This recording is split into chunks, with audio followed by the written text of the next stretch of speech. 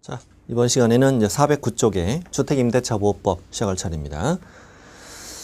여기 이제 민법에서도 출제되고 여기서도 출제되는데 이 중개실무에서 출제되는 내용은 실무적인 내용 위주를 많이 나와요.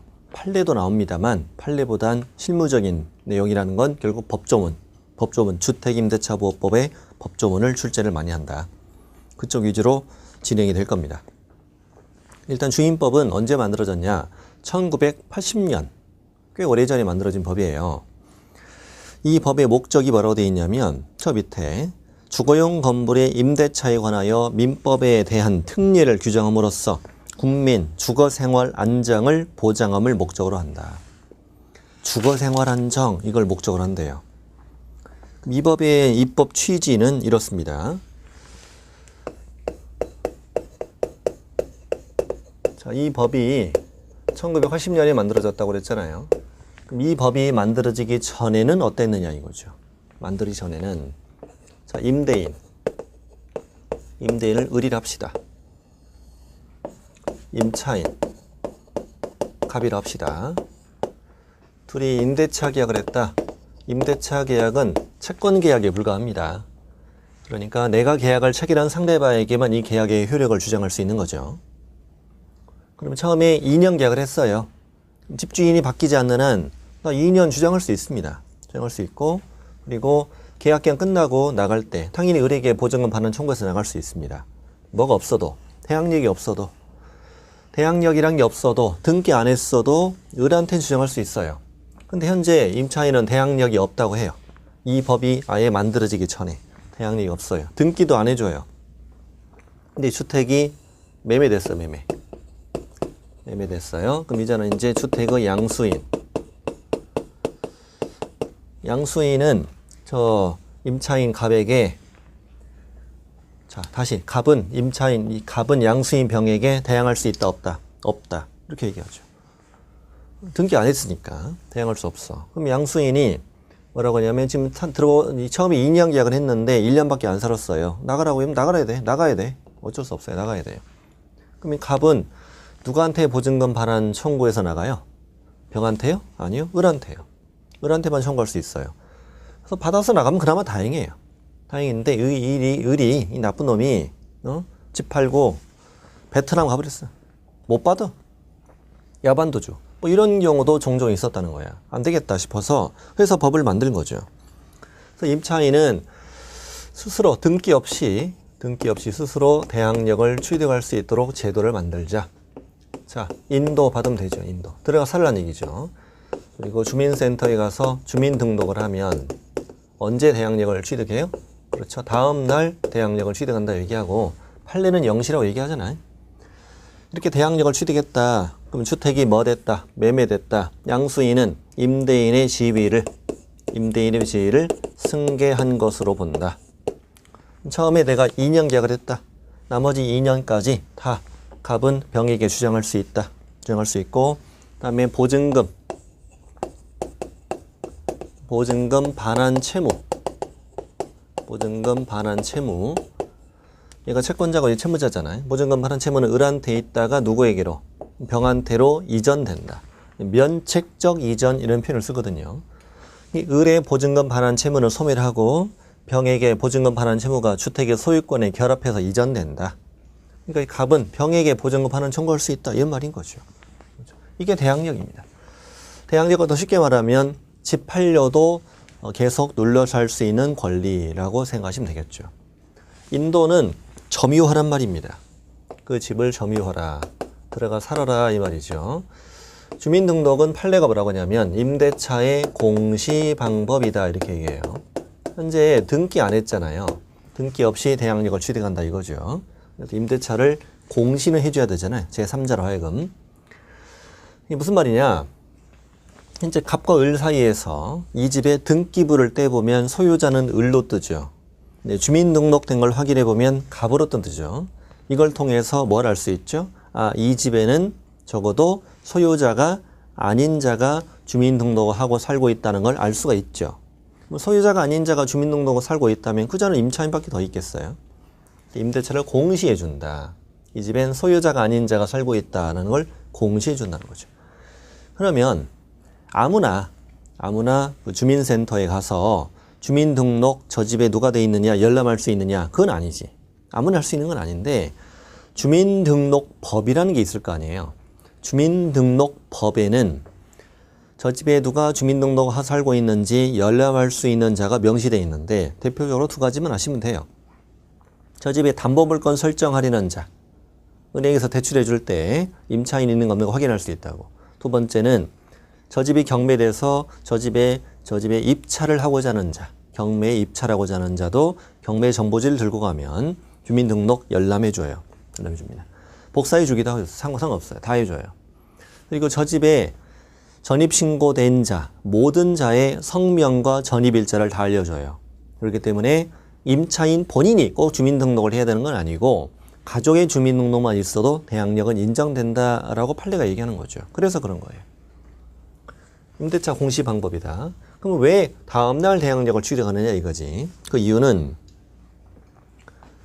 만약에 임차인이 주민등록을 했어요. 주민등록을 12월 1일 날 했다 치자. 그럼 대항력은 12월 2일에 발생하는 거죠. 근데 저당권이 등기를 했는데 12월 1일 날 등기되었다는 거죠. 누가 선순위예요? 저당권이 선순위가 됩니다. 왜 같은 날 했는데 왜 대항력을 다음 날 취득하도록 했냐면 서로 시간과 장소가 다르죠. 나는 등기소에다 등기하죠. 또 등기는 등기한 날부터 효력이 있는 거잖아요. 근데 얘는 오전에, 얘는 오후에 할 수도 있는 건데 이걸 동순위로 해버리면 등기 제도를 해치잖아. 나중에 만들어진 제도가 한 발 양보하자. 그래서 이제 저당권 선순위가 됩니다. 그런데 임차인이 주민등록을 12월 1일 날 했고 저당권이 12월 2일 날 등기되었다. 이때는 대항력은 12월 2일 날 생긴다고 그랬잖아, 법이. 그럼 이때는 동순위냐? 근데 생각해보니까 저당권이 등기할 때 12월 2일 아침 9시에 등기소 문 열자마자 임차인의 주민등록을 확인해 봐도 전날 이미 주민등록 해놨으니까 당연히 떠야 안 떠요? 뜨지 않냐? 그럼 이때는 임차인을 선순위로 해야 되는 거 아니냐? 그래서 이때는 임차인은 선순위다. 그래서 판례가 몇 시다? 0시다. 다음날 0시에 대항력을 취득한다. 이렇게 얘기하는 거죠. 이 판례 내용입니다. 그래서 주민등록한 다음날 저당권 들어오면 주민등록, 임차인의 선순위가 됩니다. 이렇게 연습해 보셔야 되고요. 되게 잘 나와요. 이런 것들은. 이게 실무적인 얘기니까 잘 나와요. 그러면 이거 생각해 볼까요? 1번의 저당권, 2번의 임차인이 대항력을 취득했다. 이런 상황이라면 저당권이 경매를 신청했어요. 경매를 신청했습니다. 그래서 집주인이 을에서 병으로 바뀌었다 합시다. 임차인은 갑이었습니다. 임차인은 저 경락인에게 대항할 수 있다 없다? 대항할 수 없다고 하죠. 민법에서 배우죠 이거. 담보물권과 저당권과 용의권과의 관계. 모든 저당권은 경매로 소멸합니다. 다시 뭐라고요? 모든 저당권은 경매로 소멸합니다.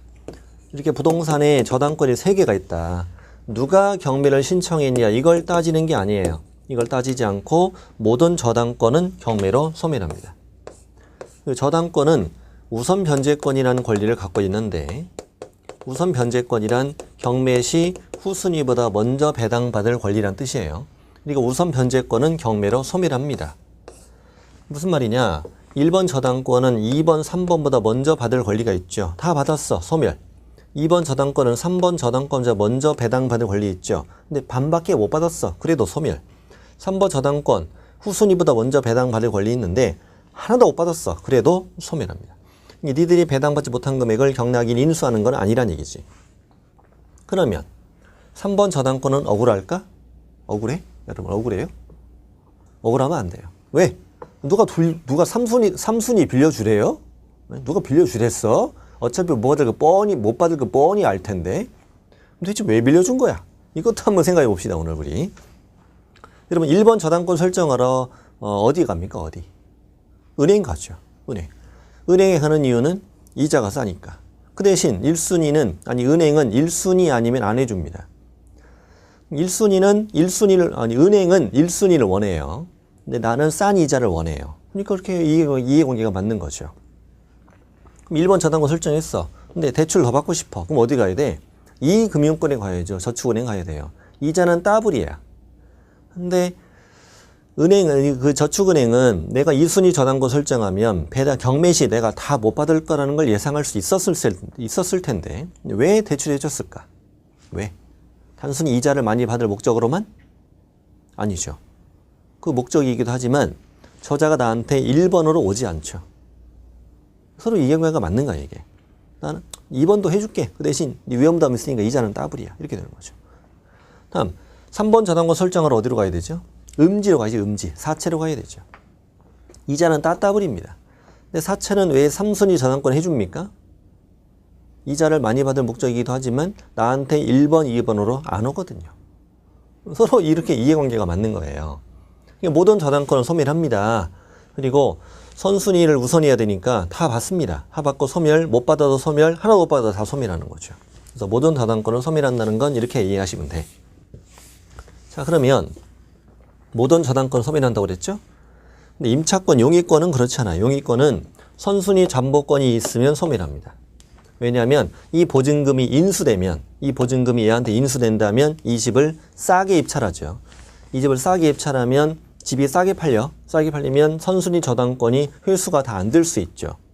나는 너 없는 상태에서 대출을 많이 해줬는데, 그러니 내가 대출을 다 회수하려면 이 집이 비싸게 팔려야 돼. 비싸게 팔리려면 이 보증금이 인수가 되지 않아야 되겠지. 그러니까 소멸. 대항력이 있다 없다? 없다. 경매되면 방 빼, 이 말이에요. 방 빼. 자, 그런데 이번에는 1번의 임차인이 대항력을 취득했어. 그 다음에 저당권이 들어왔어요. 그럼 저당권자는 임차인이 있는 걸 알고 대출해줬죠. 대출을 많이 안 해줬겠지. 자, 경매됐어. 저당권 소멸. 모든 저당권 소멸. 이번 임차인은 소멸하지 않는다. 인수된다. 네 보증금이 인수되더라도, 그래서 이 집이 싸게 팔리더라도 저당권은 그걸 감안하고 대출했으니 상관이 없다는 얘기죠. 그래서 이번에 임차인은 인수됩니다. 다음에 이제 세 번째 경우는 1번의 저당권 A, 2번의 임차인이 대항력 취득, 3번의 저당권 B라 합시다. 근데 저당권 B가 경매를 신청했어요. 자, 아까도 했던 것처럼 모든 저당권은 뭐 된다? 소멸한다. 근데 임차인은 경매 신청이보단 선순위죠. 그러나 내 앞에 뭐가 있으니, 저당권이 있으니, 이때는 어쩔 수 없이 소멸되는 거구나. 대항력 없다. 이거죠. 대항력 없다. 방 빼야 돼. 방 빼야 돼. 그러면 이 첫 번째 임차인, 그다음에 세 번째 임차인의 경우는 방은 빼야 돼요. 집주인 바뀌면. 그런데 배당이라도 받고 나갈 거 아니야 이거지. 자, 1번이 받는 거, 받은 거, 남는 거, 받고 남는 거. 이것도 마찬가지죠.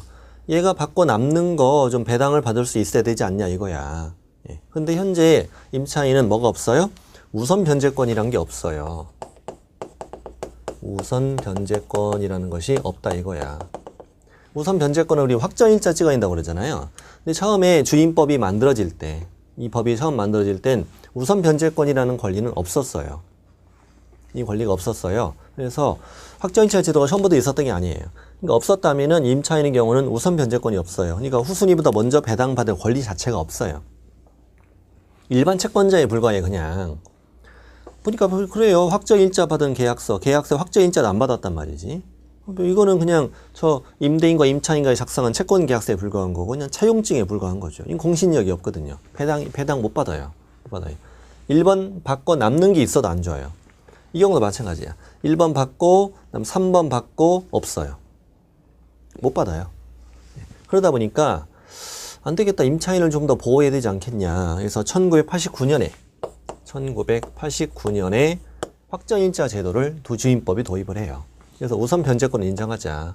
인도받고 그다음에 주민등록하고 그다음 계약서에 확정일자를 받으면 우선 변제권이라는 걸 주자. 경매 시 후순위보다 먼저 배당 권리를 주자는 거야. 그럼 이제 어떻게 되느냐? 이 임차인이 확정일자 찍었으면은 우선 변제권이 있는 거잖아요.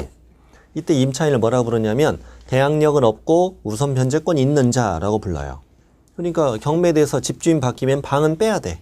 방은 빼는데 1번 다음으로 배당 받을 수는 있어. 근데 우선 변제권은 경매 시에 소멸한다고 그랬으니까 다 못 받아도 빼. 받을 수는 있지만 다 못 받아도 빼.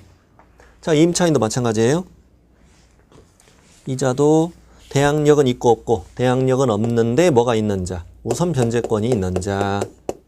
그럼 경매되면 방은 빼야 돼. 방은 빼야 되는데 1번 다음으로 3번보다는 먼저 배당받을 수 있어. 그러나 우선 변제권은 경매로 소멸하니까 다 못 받아도 빼.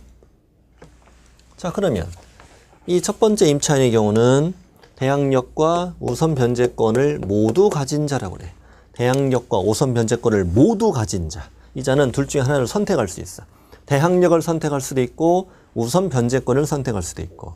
대항력을 선택한다는 말은 걔도 이 집에 내가 눌러 살겠다는 얘기지.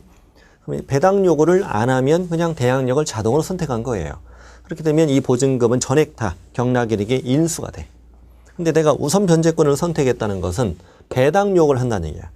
배당 요구하면 우선 변제권 선택하는 것이고 1번으로 다 받을 가능성이 높죠. 높죠. 그런데 만약에 이 보증금이 1억이다. 근데 이 집이 7천에 경매가 되었다. 이럴 수도 있지 않냐? 그럴 경우는 임차인은 얼마 배당받고, 그렇죠. 7천을 배당받고 뭐는 소멸한다. 우선 변제권은 소멸합니다. 그러나 아직 못 받은 금액 얼마?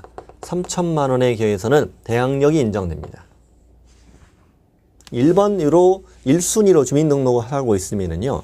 보증금이 모두 변제될 때까지 대항력을 소멸하지 않습니다. 나머지 3천은 경락인이 인수를 해야 되는 거죠. 이따가 이 말 나올 거예요. 법에도 뭐라고 되어 있냐면 보증금이 모두 변제되지 아니한 대항력 있는 임차권은 경매로 소멸하지 않는다. 이렇게 얘기하는 거죠. 권리분석까지 한꺼번에 다 말씀드렸습니다. 이렇게 하는 겁니다. 권리분석이라는 것은. 대항력과 우선 변제권과의 관계. 한번 잘 이해해 보시고, 지금 제가 한 15분 정도 진행을 했는데 이 부분을 있는데 잘 이해가 안 되면 이 부분 다시 들어보셔야 돼요. 다시 들어보세요. 이 관계를 처음에 잘 이해를 해놔야 돼요. 민법에서도 도움이 돼요. 이렇게 해놓으면. 이렇게 주임법은 등기 없이 대항력도 인정하고 우선 변제권 인정하고 이렇게 만들었다는 거야. 그런데 이렇게 등기 없이 대항력 우선 변제권을 인정한다는 거지. 그러려면 당연히 이 법의 입법 취지에 맞게 주거 생활로 사용해야지. 주거용으로 사용을 해야 한다는 거예요. 등기를 하면요. 등기를 한다면은 주민등록을 뭐 하든지 말든지 주거용으로 쓰든지 말든지 그건 상관없어요. 상관없습니다. 등기한다면. 근데 등기 없이 이걸 인정한다면 당연히 주거용으로 이용을 해야 되는 거지. 주거용이 아닌 목적을 인정하면 그건 말이 안 되지 않냐 이거지. 주택의 국민의 주거생활 안정을 보장을 목적으로 하는 것이니까. 그래서 410페이지에 들어갑니다. 이제 적용 범위가 되는 거죠. 일단 법의 2조 한번 읽어볼게요. 이 법은 주거용 건물의 전부 또는 일부 임대차에 관하여 적용한다. 그 임차주택 일부가, 그 중요합니다. 임차주택 일부가 주거 외유 목적으로 사용되는 경우에도 또한 같다. 여기 시험에 내용 잘 나와요. 주택으로 임차를 했으면 일부를 주거 외유 목적으로 이용해도 이 법에 역시 보호를 해준다고 되어 있는 거예요. 나머지는 주거용으로 쓰고 있으니까. 자, 밑에 주거용 건물에 대해서 보호한다는데 공부상 표시는 기준을 하지 않아요. 민법 하셨으면 이거 다시 들어봤죠, 다. 실제 용도에 따라 따져요. 그러니까 공부상으로 상가 건물이에요. 비주거용이야, 지금. 비주거용이라도 임대인과 임차인이 주거용으로 계약하고 주거용으로 개조해서 사용하면 보호되는 거예요. 공부상 표시는 따지지 않아요. 그 다음에 무허가 건물이든 가건물, 옥탑방, 지하층 다 상관없어. 다 상관없이 주거용으로 계약해서 주거용으로 사용하면 보호돼. 3번이 제일 중요하다고 그랬죠. 임차주택 일부가 주거 외유 목적으로 사용되는 경우에도 여전히 이 법의 보호를 받는다. 자, 문제 없습니다. 밑에 판례 1번 한번 읽어보세요. 한번 읽어보세요. 방금 했던 내용이에요. 다음 2번도 별로 중요하진 않는데 읽어드리겠습니다. 자, 이 법이 적용되려면, 이 법이 적용된다는 것은 임차인이 이 법의 보호를 받으려면 이 말이야, 그냥. 임차인이 이 법의 보호를 받으려면 먼저 임대차 계약 체결 당시를 기준으로 하여 그 건물의 구조상 주거용 또는 그와 겸용될 정도의 건물의 형태가 실질적으로 갖춰져 있어야 돼. 처음에 임대차 계약 체결 당시 기준으로 해서 주거용의 형태가 갖춰져 있어야 한다는 거야.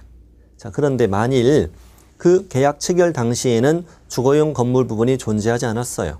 처음부터 이제 주거용으로 계약한 게 아니었다는 거죠.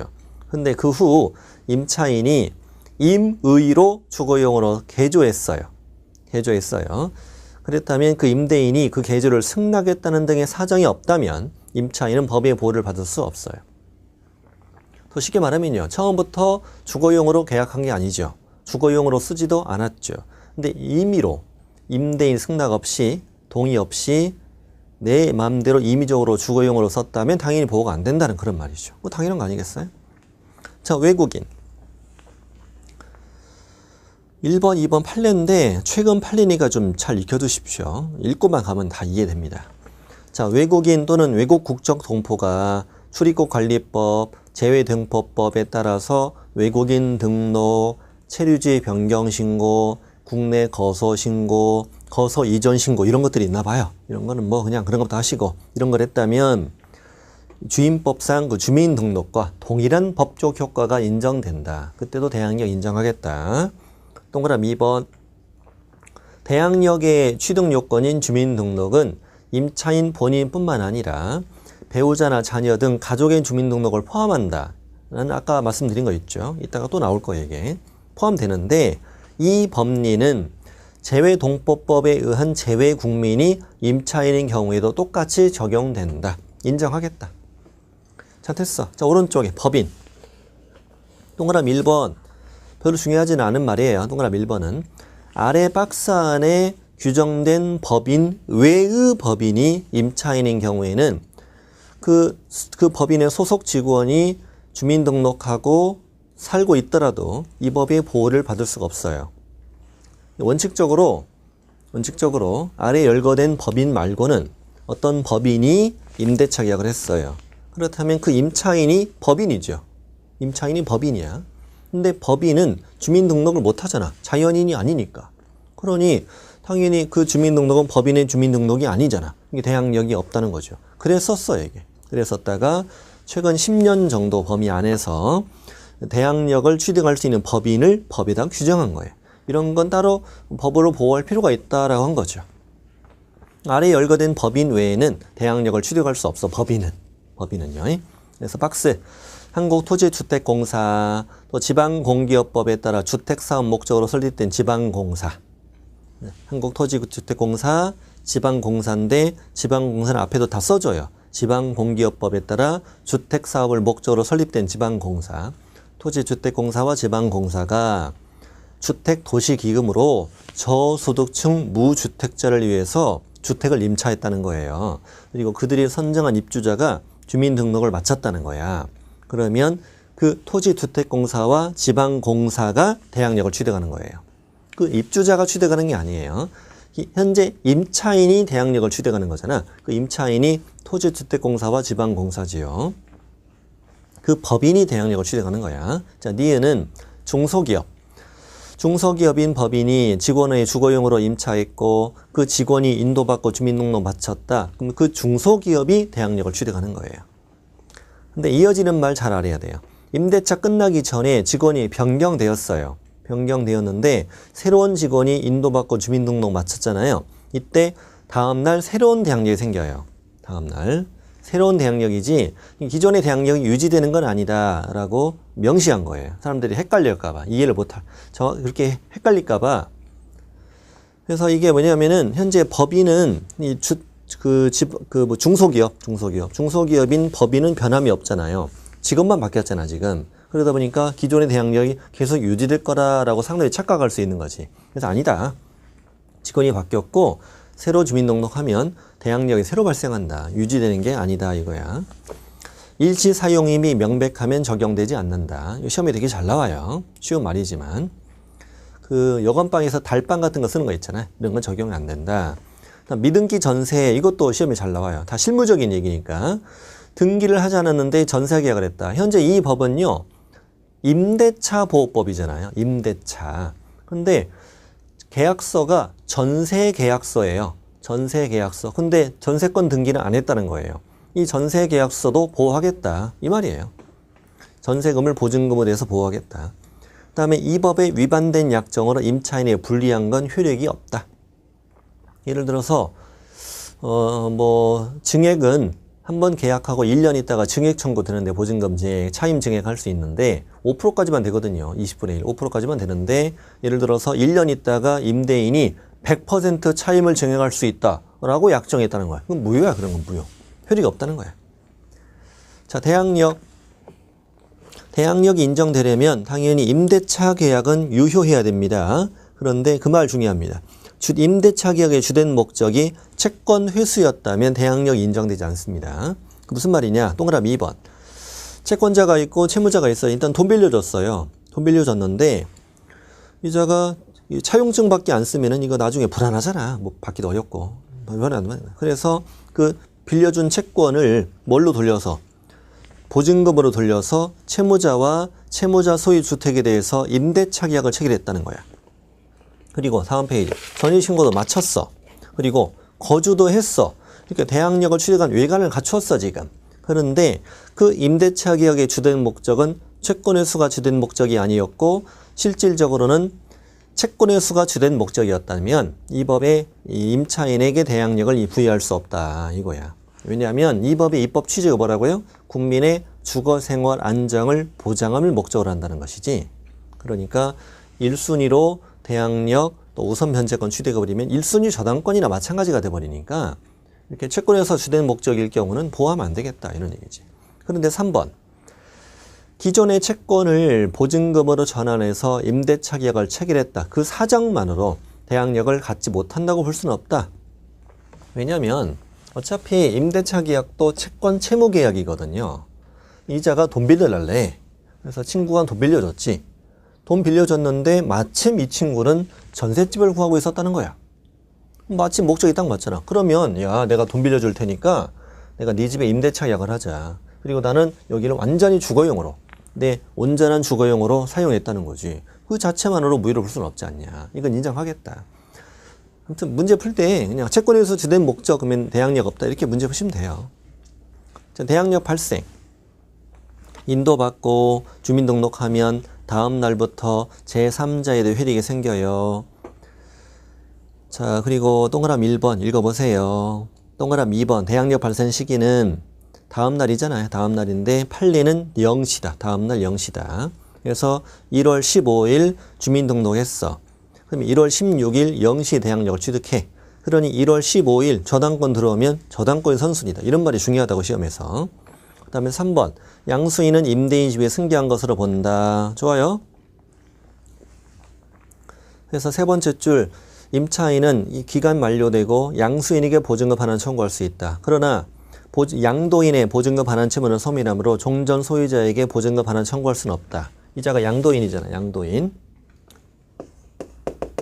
양도인의 보증금 반환 채무는 소멸하고 양수인에게 보증금 반환 채무가 이전된다. 그런데 이어지는 동그라미 4번은 뭐냐면 천천히 읽어볼게요. 대항력이 있는 임대차예요. 지금 대항력이 임차인입니다. 임대차가 근데 종료됐습니다. 종료됐더라도 보증금을 다 받을 때까지 임대차 관계는 존속하는 것으로 봐요. 당연한 거예요. 그때까지 차임 있으면 차임도 주긴 줘야 돼요. 차임은 안 주는 건 아니에요. 그런데 그러한 상태에서 부동산이 양도되었다라고 돼 있어 지금. 지금 계약 기간이 끝났어. 보증금 아직 돌려받지 못한 상태야. 그 상태에서 주택이 양도되었다는 거예요. 그때 밑줄 치세요. 양수인에게 임대차가 종료된 상태에서의 임대인으로서 지위가 당연히 승계된다. 그렇죠. 보증금 다 받을 때까지 임대차는 존속하는 것으로 보니까 임대차가 종료된 상태에서 양수인은 임대인 지위를 승계한다. 그럼 이렇게 임대인 지위가 승계되는 경우는 이어지는 말입니다. 이렇게 임대인 승계되는 경우는 보증금 반환 채무도 주택의 소유권과 결합하여 일체로서 이전하는 것이므로 양도인의 임대인으로서의 지위나 보증금 반환 채무는 소멸한다. 양도인의 임대인으로서 지위, 보증금 반환 채무는 소멸합니다. 소멸합니다. 그러니까 이제 양수인에게 보증금 반환 청구하면 된다는 얘기지. 그런 얘기인데 이어서 뭐라고 되어 있냐면 임차인이 임대인 지위 승계를 원하지 않을 수 있다. 그렇죠. 집주인 바뀌는 걸 채권자는 원하지 않을 수 있다는 거야. 그러니 임차인은 양도사실한 때부터 뭐 상당 기간 내 이의를 제기할 수 있다. 그럴 경우는 맨 끝에 양도인의 보증금 반환 채무를 소멸하지 않는다. 그러니까 그냥 임대차가 종료됐는데 보증금 못 받았다고. 그 상태로 집이 팔렸다고. 그래도 임차인은 양수인에게 보증금 반환 청구할 수 있다 이거야. 임대인 집에 승계하니까. 그런데 상당 기간에 뭐 할 수 있다고요? 이의 제기할 수 있다고. 상당 기간 내 이의 제기하고 임대차 해지하고 종전 집주인, 양도인에게 보증금 반환 청구할 수도 있어요. 이렇게 문제 푸시면 돼요. 어려운 말 아니죠. 다음에 인도는 간접점유를 말하는 거예요. 간접점유.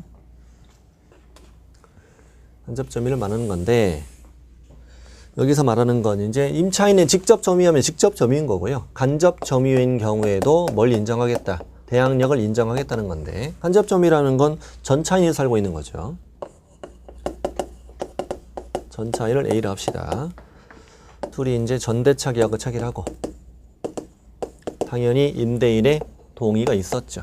임대인 동의 얻어서 전대차 계약을 체결했습니다. 자, 이 전차인이 이제 살고 있는데 일단 결론부터 말씀드리면 임차인은 내가 자신이 독자적으로 대항력을 취득할 수는 없습니다. 왜냐하면 현재 임대인과의 계약 관계는 갑인 것이지 임대인과 A가 계약한 게 아니기 때문에 전차인은 자신의 독자적으로 대항력을 취득할 수 없고 이렇게 전차인이 살고 있더라도 임차인의 대항력을 전차인은 대유행사할 수 있습니다. 이 주택이 팔렸을 때 임차인이 대항력을 주장할 수 있는데 이때 전차인은 임차인의 대항력을 대유행사할 수 있다는 말인 거지. 내가 스스로 독자적으로 대항력을 취득할 수는 없다고. 그런데 문제는 이 전차인이 살고 있더라도 누가? 임차인이 대항력을 취득해야 한다는 얘기인데 예를 들어서 현재 임차인이 처음에 주민등록을 하지 않고 살고 있었어. 임차인은 현재 대항력이 없는 상태였어요. 대항력이 없는 상태였는데 동의 얻어서 전대차 계약을 했고 전차인이 들어왔어요 지금. 그러면 이때 임차인의 무슨 점유지?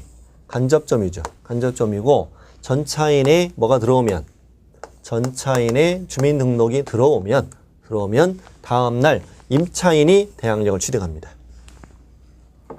그러니까 주민등록이라는 건 누구에 들어와야 된다? 전차인께 들어와야 됩니다. 왜냐하면 주민등록이라는 것은 주민등록법에 접법해야 되는 것인데 주민등록법에 의하면 실제 그 집에 거주하는 자가 주민등록을 해야 된다고 돼 있거든요. 실제 그 집에 거주하는 자의 주민등록이 있어야 된다고. 그래서 공식이에요. 자, 전차인이 살고 있을 경우에도 누가 대항력을 취득해 줘야 되는데 임차인이 대항력을 취득해 줘야 되는데 이때 임차인의 대항력은 임차인의 무슨 점유와 간접 점유와 누구의 전차인의 주민등록이 들어오면 임차인은 대항력을 취득한다. 다시 말씀드릴게요. 현재 임차인은 대항력이 없는 상태였다고 그랬어. 대항력이 없는 상태였는데 주민등록 안 하고 살고 있었는데 전차인이 들어왔다고요. 그때도 임차인이 대항력을 취득해 줘야 되는데 이때 임차인의 대항력은 임차인의 무슨 점유와 간접 점유와 전차인의 주민등록이 들어와야 임차인이 대항력을 취득하는 것이고 전차인은 저 대항력을 대유행사할 수 있는 것이다. 이 말이라고. 자, 그런데 이번에는 임차인이 주민등록을 하고 살고 있었어. 임차인은 현재 대항력이 있었지. 대항력이 있었어. 근데 전대차 계약을 하고 전차인이 들어왔으면 이번에는 임차인이 저 대항력을 계속 유지시켜 줘야 되는 것인데 어떻게 유지가 되는 거냐? 일단 임차인은 간접 점유가 됐지. 그리고 주민등록은 임차인의 주민등록을 빼고 임차인의 주민등록을 퇴거하고 누구의 전차인의 주민등록이 들어오면 원래 임차인이 갖는 대항력은 동일성을 유지한 채로 계속 유지가 된다. 이렇게 얘기하는 겁니다. 자, 여기까지 한번 읽어볼게요. 자, 간접점유. 대항력은 타인의 점유를 매개로 하여 이를 간접점유하는 경우에도 인정될 수 있을 것이나 간접점유자에 불과한 임차인 자신의 주민등록으로는 대항력을 갖추었다고 할 수 없으며 당해 주택에 실제로 거주하는 직접 점유자가 자신의 주민등록을 마친 경우에 한하여 비로소 그 임차인이 적법하게 대항력을 취득할 수 있습니다. 그러니까 전 차인이 들어와 살고 있는데 임차인의 주민등록이 그대로 남아있고 전 차인의 주민등록이 들어오지 않는다면 대항력은 인정되지 않는다는 얘기지. 다시 셋째 줄에, 두 번째 줄에 간접점유자에 불과한 임차인 자신의 주민등록으로는 대항력을 갖추었다고 할 수 없다고요.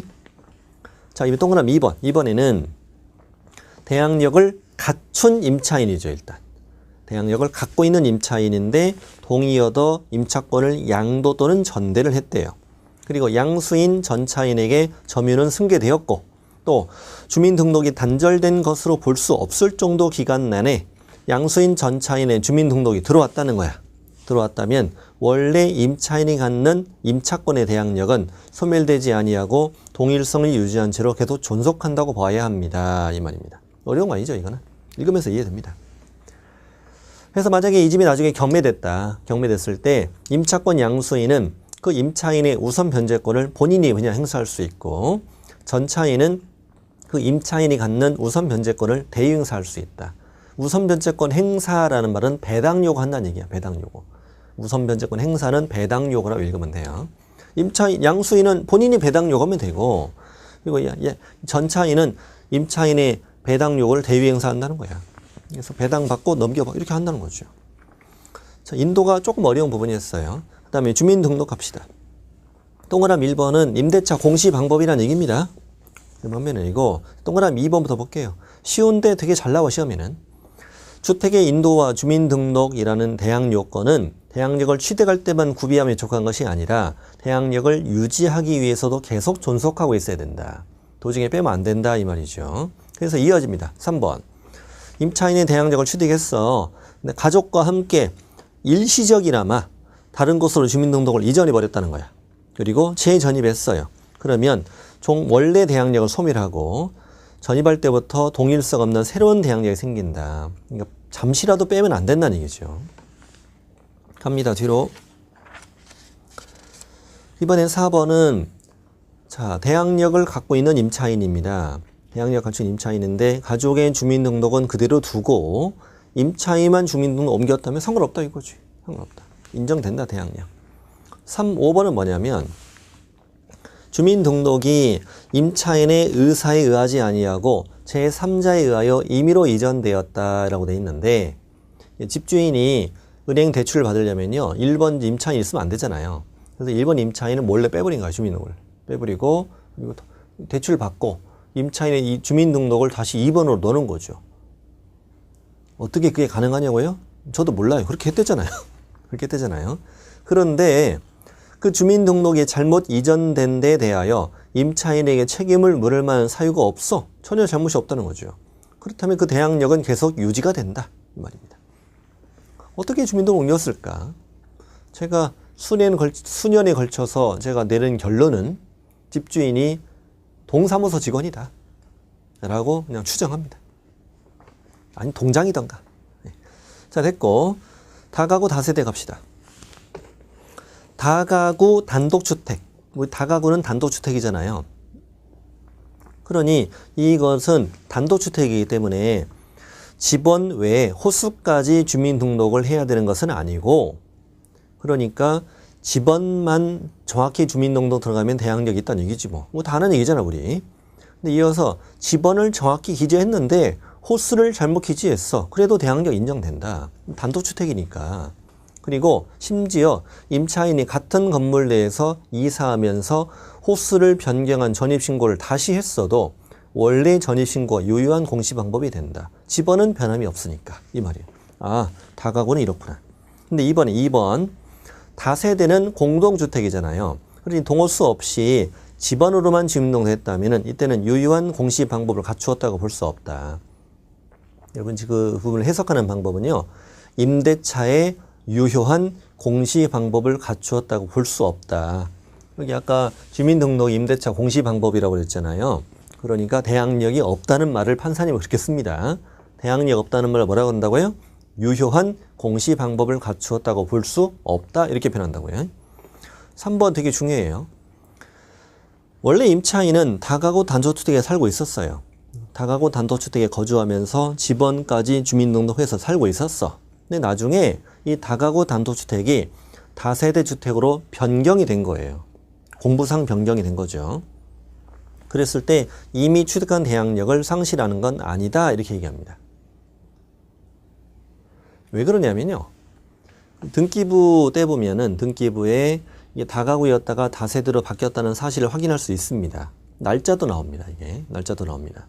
그러면 그 날짜와 임차인의 주민등록 전입신고일을 비교해 보면요. 비교해 보면 임차인의 주민등록할 당시는 다가구였다는 걸 알 수 있잖아요.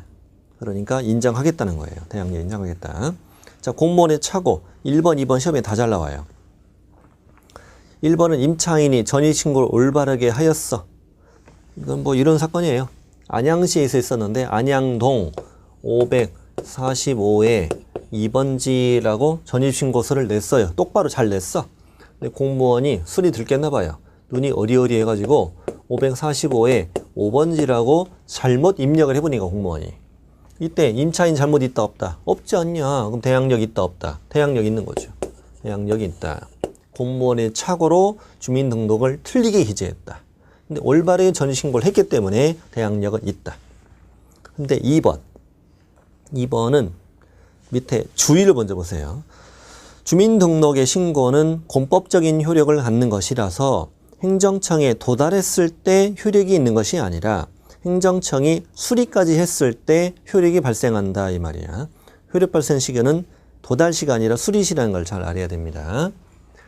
그러면 처음에 이자는 올바르게 전입신고서를 제출했습니다. 똑바로 잘 냈어요. 그럼 이건 도달된 거죠. 도달은 되었는데 이때 공무원이 이걸 수리해 주지 않습니다. 올바르게 전입신고서는 도달했는데 수리 안 해줍니다.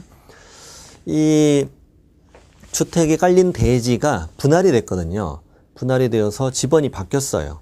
그래서 이자는 바뀐 지번대로 제대로 써낸 거거든요. 냈는데 누가 제대로 알려줬나 보죠. 근데 공무원이 이걸 모른 거예요. 그런 사실을 모르고 지번은 이거 아니라고 왜 이렇게 써왔냐고 똑바로 다시 알고 써오시라고. 그래서 수리는 안 해주고 수정을 요구했어요. 공무원이 뭘 요구했다? 수정을 요구했어요. 근데 임차인이 제대로 확인하지도 않고 결론적으로 잘못된 전입신고서 이것을 제출했어요. 거기 이제 뭐라고 써 있냐면요. 잘못된 지번으로 수정했고 당황했나 봐. 동호수 기재도 삭제했다. 동호수 기재 그건 왜 삭제했나 몰라. 잘못된 전입신고서를 제출했어. 근데 그걸 그대로 뭐가 되었어? 수리가 되었다는 거지. 그럼 결론은 뭐냐? 잘못된 전입신고서가 도달되어서 그게 수리가 되었으니 어쨌거나 이건 대항력이 있다 없다? 없다는 거죠. 대항력 인정하지 않겠다는 거야. 아까 1번은 올바르게 제출했잖아요. 공무원이 착오로 잘못 수리했어도 올바르게 수리가 된 걸로 봐야죠. 그거는. 이거는 결국 잘못된 것이 제출되어서 수리가 되었으니 대항력 없다는 건데 여러분 여기까지 공부하면 되게 억울하잖아. 되게 억울하지 않습니까? 임차인이 뭔 잘못 있길래 대체 억울하죠. 근데 이건 임차인에게도 과실을 인정한 거예요. 만약에 여러분 이거를 만약에 대항력을 인정하잖아요. 대항력 인정하면은 나중에 경매가 됐을 때 임차인의 보증금이 인수가 되거든요. 인수되는데 이 경매 입찰을 하는 사람들은 저 임차인이 저 집에 있다는 걸 확인할 수 있어 없어요? 권리분석하면 안 나오잖아. 주민등록 열람도 안 나오고. 그럼 임차인이 없는 걸로 알고 입찰을 했을 거 아니야. 입찰해서 1등 했지. 전혀 내가한테 인수되는 게 없으면 사람들이 좀 비교적 높게 입찰할 거 아니에요. 높게 입찰해서 1등 했는데 추가로 이 임차인을 인수해버린다면 손해를 보게 되는데 그 경락인은 전혀 과실이 없잖아요. 근데 임차인에겐 과실이 인정되잖아. 그러니까 인정 안 한 거예요. 자, 결론은 1, 2번이 다르다는 걸 아시면 되고. 자, 직권 말소. 임차인의 의사에 의하지 않고 시공구에 의해서 직권 조치론 주민등록을 말소됐어도 원칙적으로 대항력은 상실된다. 여기까지 시험에 나왔어요 이미. 이게 풀면 됩니다. 그 집에 살고 있는 게 드러나지 않은 거죠. 살고 있지 않다는 게 드러난 거죠, 지금. 그러니까 대항력을 말소시킨 거. 주민등록 말소됐으면 대항력이 없어집니다. 근데 2번, 이자가 장기 해외여행을 다녀왔나 봐. 자, 부럽죠. 직권 말소되고 찾아왔, 주민등록 보니까 직권 말소가 돼 있는 거야. 그래서, 이거 웬일인가? 동사무소가 따졌죠. 따졌더니 공무원이 미안하대. 걱정하지 말고 주민등록법에 이의 절차가 있대. 이의 절차가. 그 이의 절차에 따라서 주민등록 회복 또는 재등록 이루어진 거예요. 그럴 경우는 그 다음 줄 소급하여 대항력은 유지가 된대요. 핵심은 거기에요. 주민등록법 소정의 이의 절차에 따라 꼭 그 절차를 밟아야만 소급해서 대항력이 인정돼요. 그런데 3번 그 직권 말소가 주민등록법에 정해진 이의 절차에 의해서 회복된 것이 아니야. 그냥 전입신고서를 다시 해서 이 사람은 어디 가서 싸우지를 못하는 사람이야. 그래서 말소됐네? 주민등록을 다시 한 거예요. 다시 했다는 거죠. 이때는 직권 말소되고 주민등록 재등록 이루어지기 전에 주민등록이 없는 것으로 믿고 그 주택에 새로운 이해관계를 맺은 선의 제3자가 있다면 그 자에 대해서는 대항력의 유지를 주장할 수는 없어요 라고 얘기하는 거죠. 자, 이번 시간 여기까지 하겠습니다. 여기까지 하고 다음 시간에 대항력의 내용부터 쭉 이어집니다.